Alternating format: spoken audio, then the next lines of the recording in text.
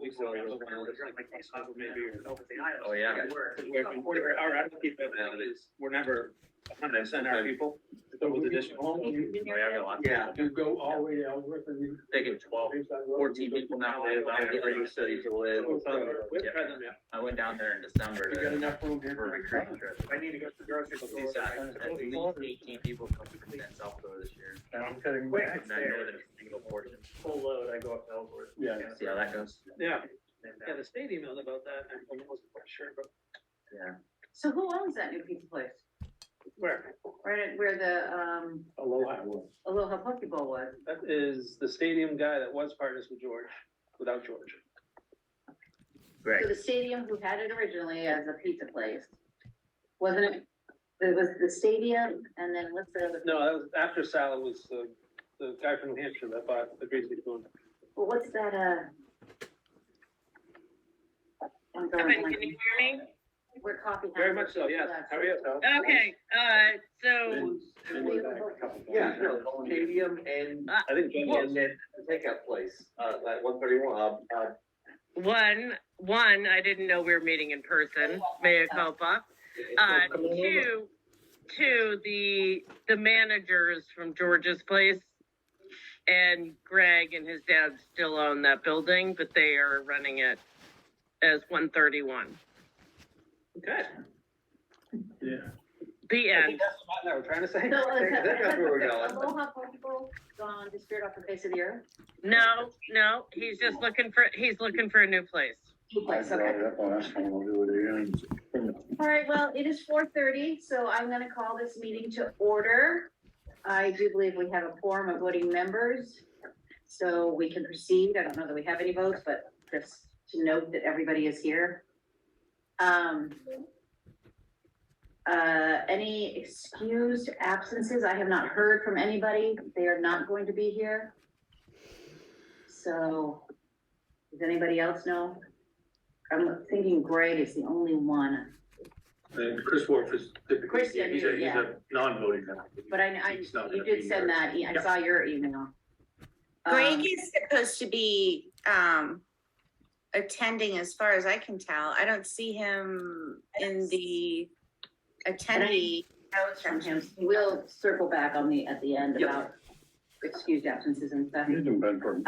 Everybody is familiar with the rules of conduct for meetings. Don't really need to go over them. There is a public comment period of up to 15 minutes. I do see there are people from the public here. Is there anybody, if you could use your raised hand function, that would be great. I see Duncan. Sarah Foster. Allow. They gotta let Sarah in. And Oh, Sarah Flink, And Michelle. popped up. Down there at the there, bottom. there. Yep, she is. And Michelle. And Michelle.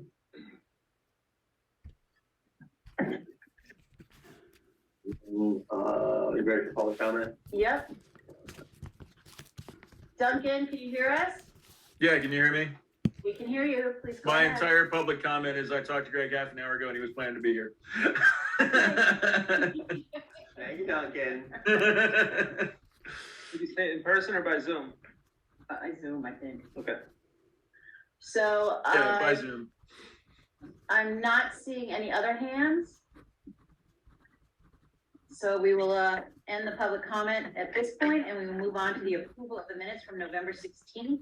Everybody received the minutes. Does anybody have anything to say about the minutes? Yeah, I'll move him. Second. They've been moved and seconded. All those who approve? Right? That would be everybody. Okay, adoption of the agenda. You also received the agenda with the minutes. Can I get a motion and a second on that? Second. All those in favor? Right. Okay, so the menu has been adopted. Jen did chime in. Did everybody hear that? Okay. So we are gonna start with our staff reports, and Kevin, you are up first. Great, thanks for inviting me to attend. What would you like to hear? What would you like to know? There's so many things. Everything. Yeah, I'm sure. You know, I have that we could maybe start off with? Was all the proof lines, have everybody signed the MOU? The MOA that was drafted for, 2000, that was drafted in this year to address 2003 and 2004 ship seasons, have all of the lines that visit Bar Harbor have signed that document, and it is available on our website. Okay. And I believe, our communications coordinator has been working to make sure that all of the documentation related to, cruise ships lives within the cruise ship committee webpage, even if under this, guise of the cruise working group that was made up of counselors, myself, Sarah, and, Chris. So all of that documentation lives on that page of the website, including those signed documents. Question, what's the status of the MOA? Well, this past Friday, the town received a lawsuit. I heard about that. Yeah, so council amended their agenda Tuesday night to meet with our council, SEL, in executive session, to discuss or begin the discussions of how we're gonna navigate this. One of the pieces of that suit involves a preliminary injunction, which basically holds the MOAs in line for 23 and beyond, while the complaint is addressed. Council hasn't made a decision about whether or not they're going to,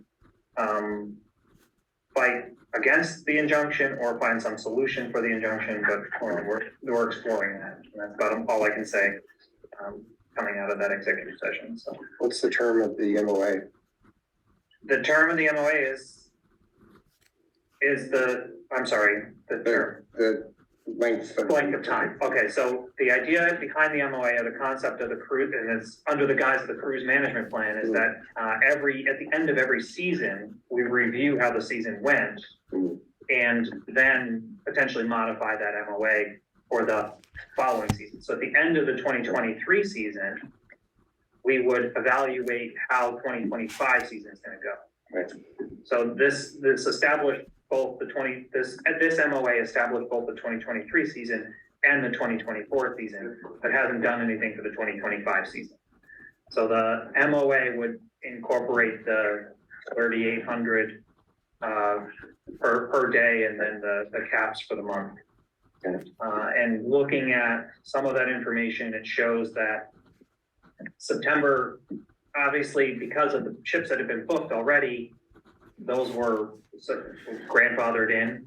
So 2023 season only shows a few days off in September and October, but if you start looking at 2024 season, both September and then October each have 11 days off. So there's 22 days without cruise ships in the harbor for September and October. What I think that does is it creates a little bit of that breathing room that I think the community was looking for. Obviously the land use ordinance that was approved, we're still trying to figure out how those rules and regulations would be in effect, and how they essentially supersede some of the MOA efforts. So we have to still figure all this out. It's a little too early to know how that's going to play out. But does the referendum limits take place immediately, regardless of any reservations? I think they would take effect. So the theory is that because the language in the ordinance said March 17th, 2020, any of the work we did before this ordinance was put in place is at risk. So the 40 ships that have been agreed upon for the 2023 season, and all the other ships in 2024, which I haven't even done the analysis of, but the 40 ships that are impacted by this, first one shows up in early May. That would potentially be impacted by this. I have informed them that this is out there, but we're still working through the rules and regulations. And until those rules and regulations are in place, I can't say, no, you can't come. So the ordinance is in place, but the rules and regulations aren't written. And our attorney would argue that until those rules and regulations are in place, we can't enforce the ordinance. We are working on that. We met again today. Chief was in the room too. So we met today to talk about how that process works or would work.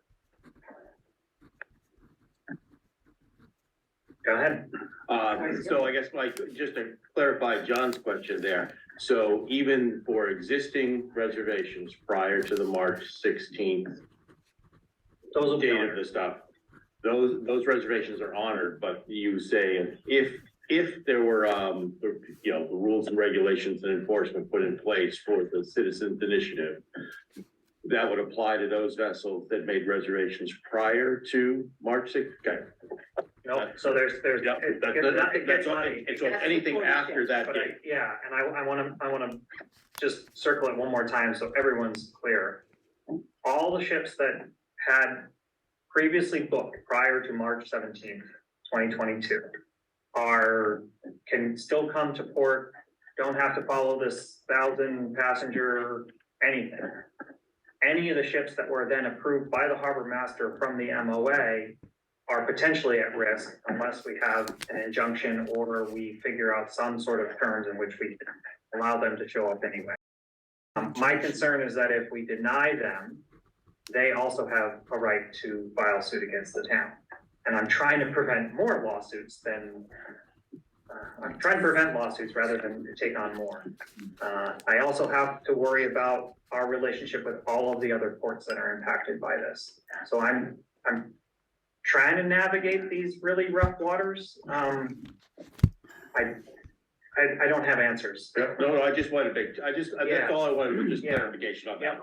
Any ship that had been approved is not impacted by this. It's only the 40 ship visits, and it's only a couple of lines that are impacted by that. The agreement we made is now at jeopardy because of the land use ordinance. But that's still being figured out, and I think this lawsuit will help potentially solve that, at least through the preliminary injunction process. Sammy, Yeah, sitting here with my colleague, Mr. Sweet, and Mr. Smith, the three of us are locals.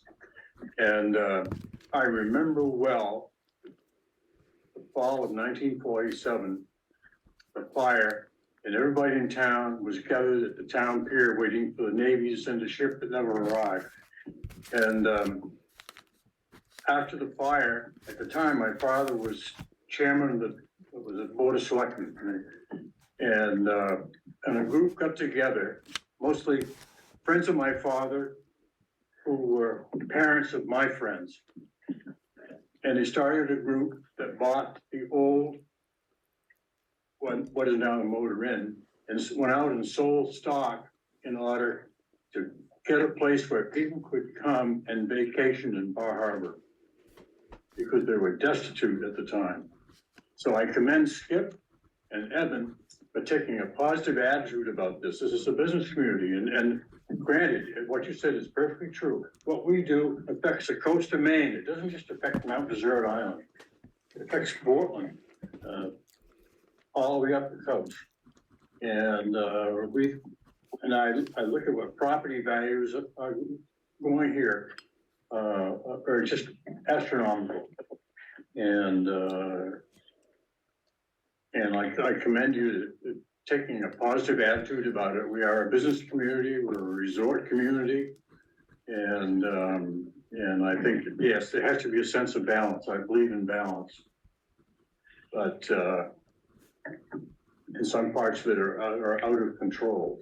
And I've commended the chief at the last meeting about the quality of the people from the town that were at the pier. The ladies were phenomenal. It was probably the best summer in terms of controlling that whole process that we've had. And that's commending them just the way that the town handled it. My only concern is, and the transportation side of it is that I didn't think we were using enough of the coaches out of Bangor. It's a main business, and the ones that we had were kind of low end, and it doesn't wear well. That's my point. Thank you. well, thank you. Anybody else have any questions for Kevin?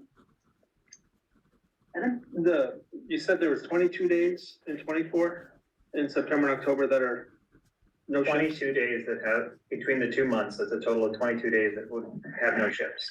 Okay, and was that, you know, how many ships were requested but not confirmed? Not off the top of my head. Okay, but there were some, Yes. and some of that is what created the days off, do you think? Because of the days they requested may have been already booked. Those are the reasons why. That's honestly They didn't fit under the new. they didn't fit under the new monthly cap. Right. So that really That was my drove, question. the monthly cap is what really drove some of that. Okay, so it's likely there were requests that were, and they Yeah, agreed are to. now being shifted to, and some of the stuff I learned, at the end of November, when I went down to Massport to talk to a bunch of the other ports, I learned that even that 30% reduction for 23 and 24, we're trying to shift some of these ships that have called Bar Harbor but are no longer able to make it, have impacted towns like Portland, which are feeling overrun themselves. So even these small changes that Bar Harbor is making or trying to make concessions for are having an outsized impact elsewhere. And that's something I realized, like, again, I'm outsized role for a small town to make these decisions. I understand we have to find some balance and create some balance. But I think we have to take it in consideration of all of the other communities that are impacted by it. I mean, some of the communities that I spoke to are these small communities in Canada that their only economy is those cruise ships coming in. And when we're taken out of the itinerary, how much it impacts their small town and their financial well-being. So I'm very cognizant of that. I don't want to take away from the value of the residents here and their concerns and opinions and feelings about this, but I also recognize that this is bigger than just Bar Harbor. Impacts them negatively. Negatively, if that cruise line decides that, you know what, I'm no longer going to be part of the Canada, Northern New England whole route, that ship because Bar Harbor is not part of our itinerary, I can't sell enough seats on my boat, therefore that boat's not going to happen this year. That's going to have a huge impact on those small towns. So I worry that the farther we drive this, how much that's going to have an impact on those towns and how much more those towns have rights that are being taken away from them that then come back at Bar Harbor. So I've heard it from several of those ports. Can you imagine what kind of ways it would come back negatively to Bar Harbor? Additional lawsuits, but those, both the ports and for the lines that are impacted by it. So that's why I spent so much time trying to negotiate with the lines. I know that there were a lot of businesses weren't happy with the MOAs, but it was a way to try to take out some of the pressure so that the community felt like the town was doing something or the council was doing something about it, without completely undermining, those cruise lines' expectations or their relationships with all the other communities. But even doing that it's like squeezing part of a balloon and it pops out somewhere else. It just makes a bigger impact in Portland. Or Eastport would happily take on more of the ships, but even getting over to Eastport is difficult. And I conveyed a lot of this during the presentations I gave in August. August 2nd, I gave a presentation about why Bar Harbor is a marquee destination beyond the fact that it has Acadia National Park, beyond all the great things that people can see and do while they're in downtown Bar Harbor. So I worry too about and this is going to come into this whole budget conversation. I've been meeting with departments this past week talking about our budgets. How am I have parking revenues that I can pay for some things, and I have the cruise ship passenger fees that we charge that I can pay for other things. But with these changes that are coming or being considered, how is that going to impact the revenue in those lines for me to pay for our harbor master, to pay for? And so I have to present a budget in 3 weeks to the council and the warrant committee, and I don't even know what that part of the budget looks like.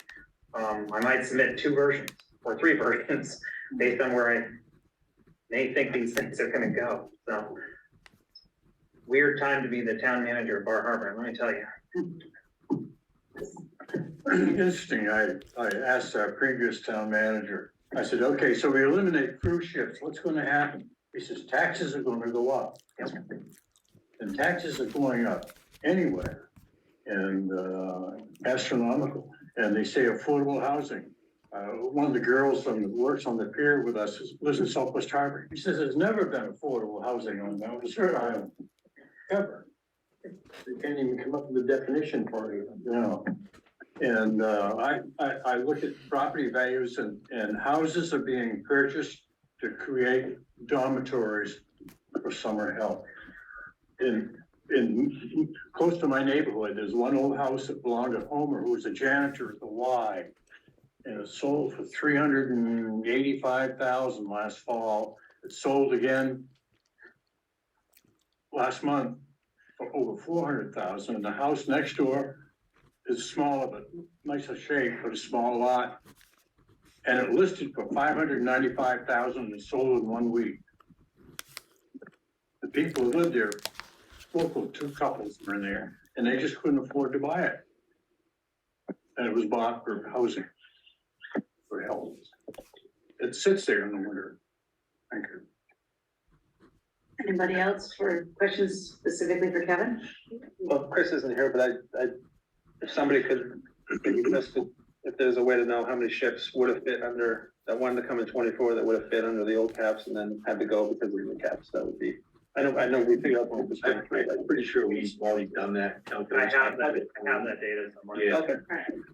And there was some, I guess I'll step in for Well, just continuation say, of staff if report. nobody has any questions for Kevin, we'll move to Chief Willis. Yeah, and Martha, I think you and some others had requested information from Chris. He put that together and I believe you mailed that out I earlier. think everybody got some of the numbers and stuff that we have been talking about at the last meeting, just so we can have them all for references. That's really all I had for you. I just have one question, and I don't know if you know the answer. With everything that's happening, should we say that 2023 is pretty set at this point, that there is not? I think that's the last thing you say. Yeah, I think my guy, We're into 2023, so I feel like, is that? The 2023 season has been set by the harbor master. There are 40 ship visits that are impacted by the land use ordinance, or would have to adhere to the land use ordinance, once the rules and regulations are complete. There were 5 ships that were pulled yesterday. There were 5 slots that were pulled yesterday. Those were placeholders for ships that are no longer going to be coming. I'm not quite sure what the reason is, but there were, 5 ships. Zuiderdam, Norwegian Escape twice. They're off the list. So we're now down to, as far as what the pilots will be handling, we're now down to 121 ships. It does not include the ACL ships. But isn't there something? Those may be the ships that were potentially impacted by that land use. I don't believe so, but I'm looking for clarification on that. Okay. I'm going through the agent on that one. But my understanding is they were placeholders put in place for a ship to come. And that ship is no longer, they're saying we're not coming. And I don't know the reason why they're not coming. Okay. Wasn't there something in the MOA about a January 15th date for the season? Not yet. Not yet. Oh, no, there was. I'm misremembering that. No, it was sort of, we're setting the schedule by then. The schedule for that year would be set by then. Okay. Now, I think the piece that's missing from those MOAs that I think we'd like to institute is sort of have a block of time in which you would schedule, so that it's a fair approach. Okay. So like, someone isn't just submitting theirs and ahead of everybody else and we're all just waiting, so. So it's like, open the gate, it's like the starting bell in the morning and it shuts down at night. Here's, our starting bell is this date, and here's the last date at which you can put in your call for that particular year. I thought there was something about, that's why I There was might be asking. January fifteenth for The just setting the schedule for 23 by the middle of this month. That's what I had in my Yep. head, when there was a date out there for that. Does that allow for any vessels to change their call based on weather during the season? That still allows for that. Okay. And allows for switching sister ships too. Yes, yes. And isn't there an allowance for a 1-day movement, Get them right. Yeah, I think so. 1 day or For weather. Other- extensions. and other? Chris was involved in the MOA, so I'm sure he put in the things that he thought were important for that. All right, does anybody have any questions for Chief Willetts? Okay, then we are gonna move on to our regular business. I hope you all got my message. The town is no longer gonna be doing the minutes for this committee. So we need somebody to volunteer to be the secretary for this committee. So it pretty much has to be somebody sitting in this room, except for me, Larry is vice chair, and elected officials. yeah, he can't, so, And Heather can have an elected water committee. oh, so, and not Evan, so, Outside is endless. so there's 5 people sitting in this room. We need somebody to step up. Don't folks on the side count? Pardon me? Don't they count too? Jen could also, I'm not sitting in the room. I know, but we really have to get this done because, And why does they have to be voting? Yeah, I think there has to be no voting member could probably, there have to be in the room. Lynn never was. Why can't the town keep doing it? the town has, Don't have the staff to that they, take yeah, the level of minutes, and I don't think you have to take the scale of the minutes you have been, right, this is decisions that you make, or recommendations you make to the council, and who's in the room, what time you start, what time you end. That's what the important pieces to this are. so. I'm blinded by all the hands shooting up so fast that we're gonna have to slow this down. Is there anybody who would be willing to be the person to take the minutes at these meetings?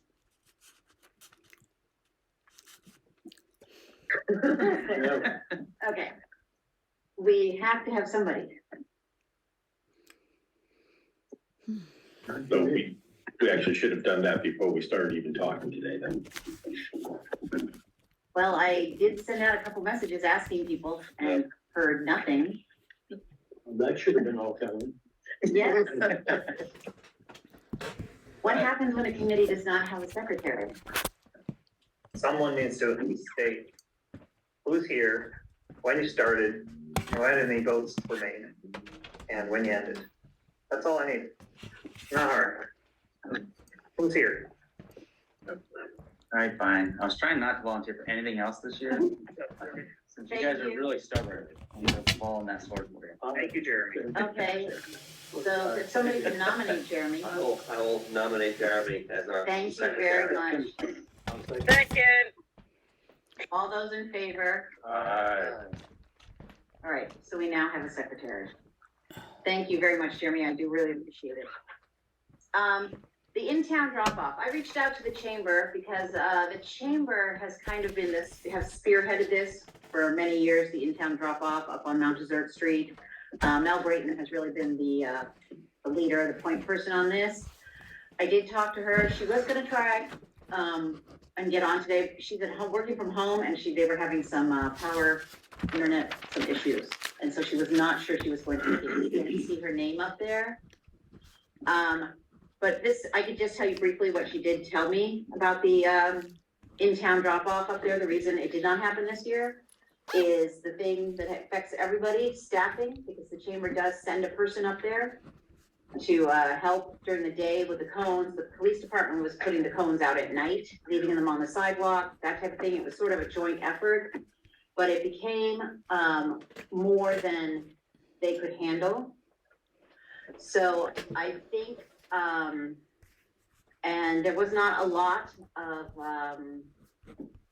pushback from any of the retailers up there about there not being a drop-off. So I think if we were going to pursue this any further, we really would have to, and I hate to do this, but have another conversation with the chamber, who could speak to their members in that area and find out what they're really looking for. But basically, it just became unmanageable for them. So I don't know if anybody else has any other feedback from the Mount Desert. Yeah, as the only tour guide sitting at the table, I can tell you, especially in the fall, the clientele are older. And some of them have, I don't say have disabilities, but getting around is difficult. And that's the time, and these are older people that are financially, I think, very comfortable, majority of them that I've seen on the coaches. And all the ladies want to shop, and they just can't make it back up over the hill. I suggest like walking up Rodick Street, and people are losing that. I always point out certain places that are nice shops and the type to be leery of it. And so I think many businesses are losing business because we don't have an in-town drop-off. And I would say in the fall, especially, summer, not too much. It's younger people with children in the summer, that's not an issue. But in the September and October, it would be good.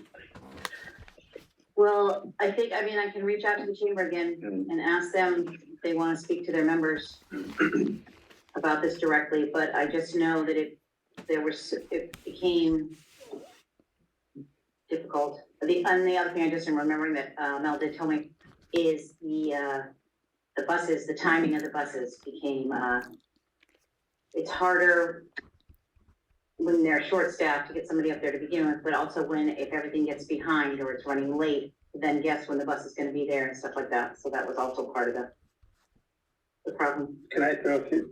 Actually, I'm gonna go Larry, then I'll go Evan. So Mel said that there was no pushback from the merchants up in that area? Is that, She has not heard, but they have not directly asked either. would it seem reasonable that it should come from, to a certain extent, the request should come from merchants in that area? Yes. I think that does seem reasonable. That's why I think I'll speak to the chamber again. Yeah. And I would certainly agree with Sandy that we do see a number of folks that are not particularly member. Yeah. And that are willing to spend despite what people think. So, Amy had her hand up after Evan, just so you know. you did? Amy. Ladies Oh, first. I'm sorry, Amy. I didn't see you up there. Okay. We'll go Evan. Oh, we'll go Amy. So the Port of Portland experience is the same. Obviously, everybody's having the same issues.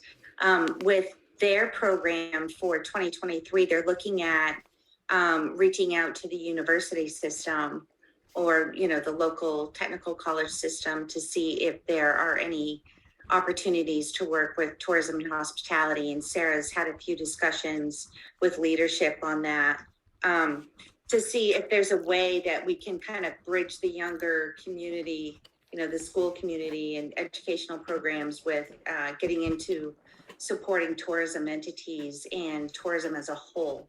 And I don't know if that's something that the chamber might be interested in doing as well, especially if we could start the discussion as it relates to Portland and potentially Eastport as well, because everybody is having the same issue. In Portland, the average age of the visitor information center workers and the port staff, which involves security and wayfinding, was 72 years old last year. So, it's great. As we all know, the older workers are, pretty self-sufficient. You don't have to mind them as much, but it's just not sustainable. And I think it's just might be something that you build into your discussion, Martha, when you talk to them, looking outside the box, creating some sort of relationship with the educational component for tourism and hospitality. So that's just what I wanted to share about that. It's not an uncommon problem, obviously. Thank you. I will send that. I'll put that in my ask back to the chamber. Well, when this started, it was sprang from a group of merchants in that area and business owners in that area that wanted to see a way to try to spread people around. And they're not here now asking for it. I think the limited resources of the chamber and the limited resources of traffic control are better served down at West Street where the most information is needed, the most traffic direction is needed. So the need for this, I think I can translate the writing on the wall. The need for this seems to have drifted off into somewhere else. So I know, speaking for the chamber as a board member, we are pretty limited with the boots on the ground that we have on the ship day. And I think, and they're better served receiving the passengers and giving them the information they need. And not for nothing, but there's way more people dropping off Acadia Gems, walking by all those shops than tour buses ever would. So they're getting their passenger exposure that they've never had before. I would, if we agree, I will go back to the chamber and I will, leave it with them to, if they want to query their members, if they want to, pursue this, then they can come back to us. If it's something that the merchants want, but I really don't think there's anything that this committee could do because it's not really our bailiwick. Well, you'd always pass through here, but I think I don't think it's a matter of if they want. I think it's a matter of what does it take to make it happen. It might be a little bit difficult these days. So it's, Just, Greg, that actually had a separate work group for a lot of years because we had so many problems with it. yes, And remember. I know you were at several of those. We used to go over to the bank and we would have to really think about where we're gonna do it because we really don't have a place anymore. I think the last time we did it with any regularity was pre-parking meters. yeah. So there's a lot of work to be done from a functional standpoint to see if it could even work. Yeah, you look at what the lab does to that side of town at the end of the day when the bus would need to be parking and it just, I don't know how many times they moved the spot where they loaded, unloaded, but it was never in the same spot. Well, it's only by a gracious neighbor that we were able to do it the last time. It's not very functional where it is. No, I totally agree. I think this is something that has to run its course. But I don't think we can shut the door completely. We'll have to, always be willing to listen to the merchants up on that street. And if they, Sure. not that we could solve the problem, but. The Greg? last couple of years, nobody came to the meetings anymore, so. So if, Greg first. hi, so if that's a direction that we want to go in to reinstate that we can definitely work on that scenario of motor coaches dropping off. We kind of worked on kind of reviewing our operations this year, taking into account the Anchorage B and also the request to have buses not coming back all the time at the departure time or 30 minutes prior. So we've taken that into account as well. And we've also started our tours later in the day. So not having things leave 30 minutes after the departure time. So I think that we've done a better job of understanding their actual arrival times, but as everybody's discussed, there's a challenge of location and also how much time. And we're talking about a moving part that's not going to be there exactly at 7:27 every time. It could be off by 10 or 15 minutes and it could be longer, especially with some of the congestion that's in the park and in the town area. Okay, and then was there one other hand? Hey, Sandy, sorry. Just quickly, I think it was after the last meeting, I was asking Evan, when was the last time we did an economic study about the impact of cruise ships dollar wise? And you said it was like 3 or 4 years ago? 2016 was the last Bar Harbor impact.